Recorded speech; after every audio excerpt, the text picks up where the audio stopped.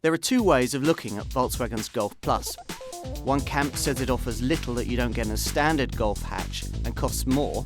On the other side of the argument, they're saying, yes, but it's only £500 or so more, and for that, you get a car offering more versatility without any significant drawbacks. Now, since you're likely to sit solidly on one side of the argument or the other if you're in the market to buy a car of this kind, no amount of expostulating by me on the merits or otherwise of this car is likely to sway you one way or the other. Still, for what it's worth, I'm in the latter camp. Going for a Golf Plus over a standard Golf seems to get you an awful lot more, but not much more money as far as I can see.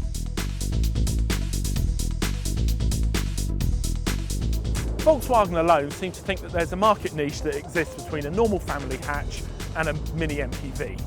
Now, this might sound like niche marketing gone mad, but if you consider that in the smaller class of cars like the Renault Modus and the Vauxhall Meriva basically inflate a Super Mini, Volkswagen think that there's capital in inflating a normal Volkswagen Golf into this, the Volkswagen Golf Plus.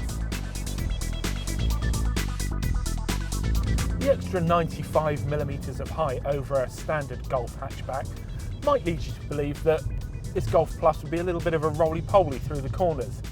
But Volkswagen have worked hard to cut the body roll. They've beefed up the springs all around, and they've also uprated the rear anti-roll bar. So to drive, this Golf Plus feels very much like the hatch.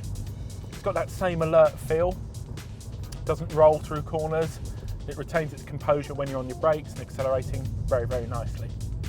There's no shortage of choice when it comes to engines for this Golf Plus. None of them are outrageously sporty, as you'd expect from a family vehicle like this.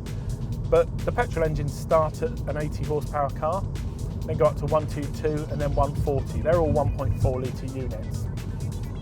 Diesel engines, well, there's the 1.9 litre diesel, which comes in either 90 or, as we're driving here, the 105 horsepower, or you can get the much more modern 2 litre TDI diesel with 140 horsepower under the hood. This is worth going for if you want an engine that's a good deal more refined and quiet. But all the diesel engines feel very, very strong in the mid-range, as you'd expect. This vehicle we're driving here is a Golf Plus that's finished with the Dune body styling.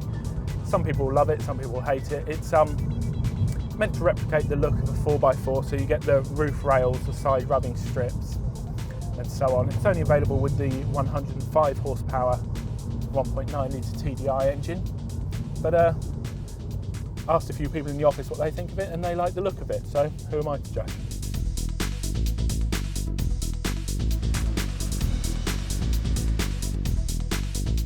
So what does the Golf Plus offer you over and above the normal Golf? Well, for a start, there's 20mm of added headroom, which, considering that we're the second tallest nation in the world after the Dutch, might well be useful in this market. As well as the additional headroom both front and rear, the Golf Plus has a few other tricks up its sleeve. These rear seats are worth a look. They slide backwards and forwards by up to 160mm, so you can maximise passenger space or luggage space. And they also lower when you fold them down, which creates a very, very flat load floor. As well as the sliding and folding and disappearing rear seats, the Golf Plus has got a few other tricks up its sleeve. It's got this very nice twin floor system here, so you can hide things away under there or keep your muddy stuff well out of the way.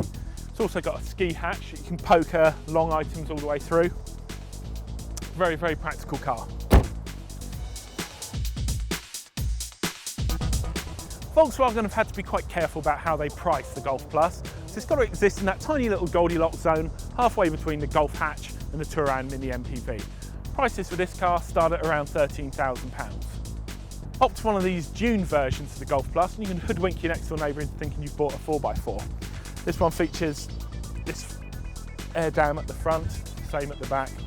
It's got the wheel arch extensions, side rubbing strips and these roof bars on the top. I'm not really at one with the whole pretend 4x4 thing, but you've got to say it's a very, very tidy styling job. For many people, the Volkswagen Golf Plus remains something of a head scratcher. Despite quite a widespread media campaign by Volkswagen, the Plus has remained under the radar to a certain extent. My take on it is that life is all about compromises. This is a very, very competitively priced product. Forget about buying a sat-nav or an alloy wheel upgrade for your Volkswagen Golf. Instead, just spend a few extra £100 and buy one of these. It nets you a whole lot more.